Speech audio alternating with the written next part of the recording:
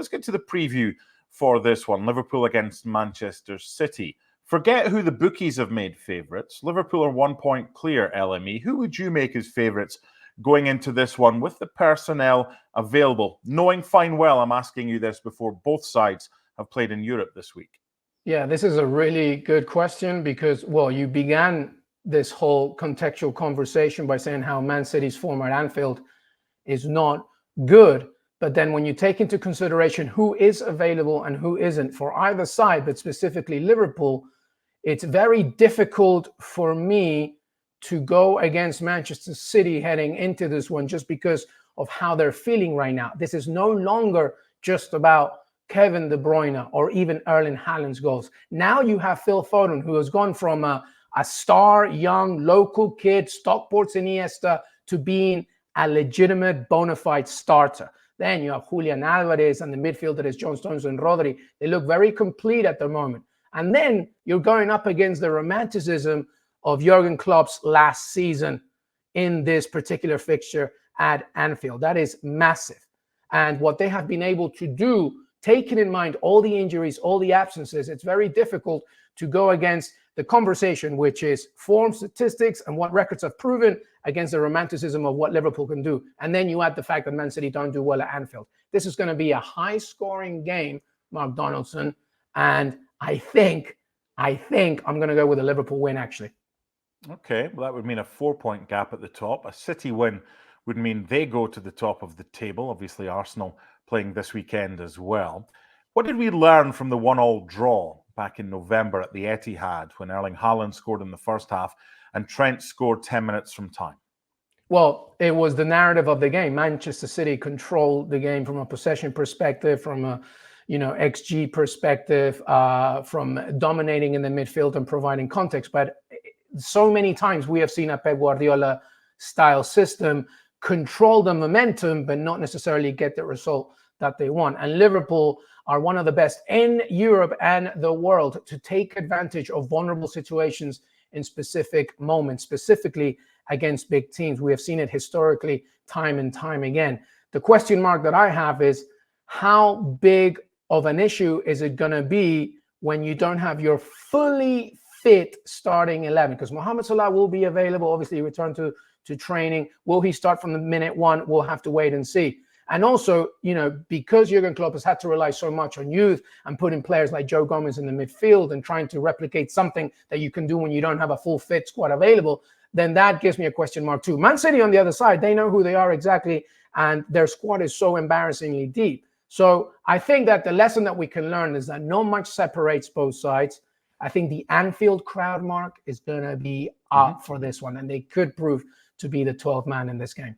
Yeah, you look at the big games of late in the Premier League, the goalless draw with Manchester United, the 1-1 draw against Arsenal, very different games. United came to sit in and they got what they asked for or what they came for. The Arsenal game was much more open, so I would expect a kind of open game this weekend. And it's weird because Liverpool-Chelsea should be a big game, but the way Chelsea are right now, but look, Liverpool was 4-1 going on goodness knows how many. So it'll be exciting. Looking forward to that one. Full coverage, full preview and reaction right here on ESPN FC. Now, I was chatting to an ESPN FC colleague this morning, and I was asked the question, who do you think's in contention for Player of the Year right now? Obviously, you know Ollie Watkins well, being a Villa fan, and he's been fantastic. You've spoken about Phil Foden as well.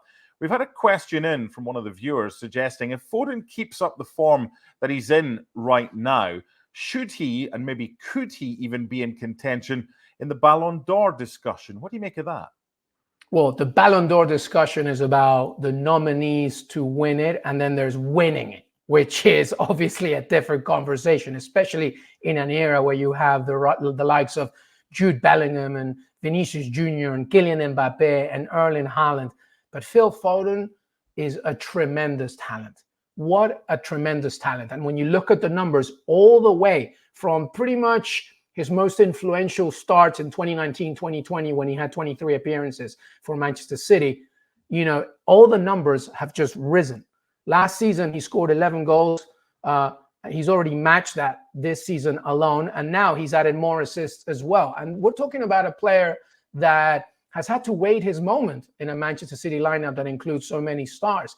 I think he is on the rise. He will continue to do it. England fans will hope that he will be able to be one of the key components in this summer's Euros. And there is no doubt in my mind that he can be a player that can be a finalist in a Ballon d'Or discussion, top 3, top 5.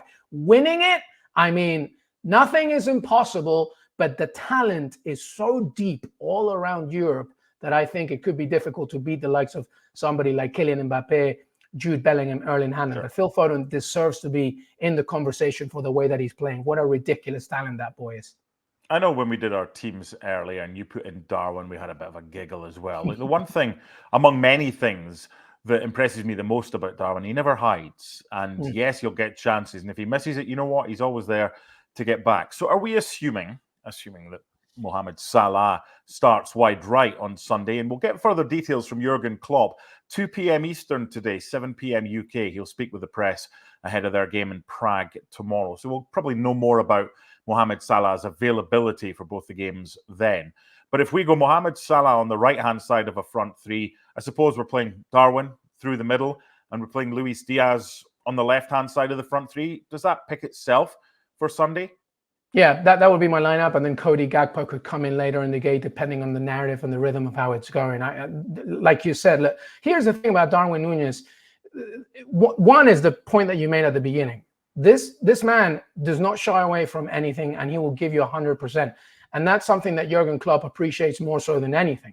His off-the-ball work, by the way, he's usually the first defender for Liverpool. And that's very, very important for the Reds. Now, in terms of production, yes, obviously, most of the criticism is how raw he can be, and he doesn't necessarily score as many as he wants. But so far in the Premier League, he's got 10 goals, 7 assists, and, you know, taken in mind that he hasn't been healthy throughout the entire campaign. So I would put Mohamed Salah on the right, Lucho Diaz on the left, Darwin Núñez in the middle, and that's a very dangerous front three, a very revitalized front three for Liverpool. And I think Núñez is the kind of player that is going to absolutely love playing against Manchester City once again. He just has to be careful to not get booked too early, because that can be the Darwin Núñez Achilles heel sometimes. February 2021 was the only time in more than 20 years that Manchester City have won at Liverpool, but it was a really good performance. A couple of goals from Gundogan, Raheem Sterling when he was at City got one, and Phil Foden did as well. So it's the usual thing. You think there's going to be goals. You think it's going to be an excellent game. I'd be very surprised if this finished goalless like the Liverpool-Man United game did, simply because City aren't going to do anything like United did when they go to Anfield, because they'll think they can get the win as well. Who's it a more important game for out of these two teams? Oh, MD, what a question. I mean, especially this season where every single point is vital. When you look at the Premier League table and Liverpool are leading, you clearly have a very important story here. And that's the simple fact that if Liverpool win this, they'll have a 4-point cushion. That's a win and a draw. Take also into consideration they have a better goal differential. It's not a substantial one, but it's still a goal differential that's better than Manchester City's. I feel that Manchester City need to win this game, or at the very least not lose, in order to continue. Because when you look at the following fixtures for both sides, they also have some tough games to follow as well. I mean, Liverpool still have to play Manchester United at Old Trafford. I mean, yes, it's Manchester United, but you never know. They got to play Tottenham.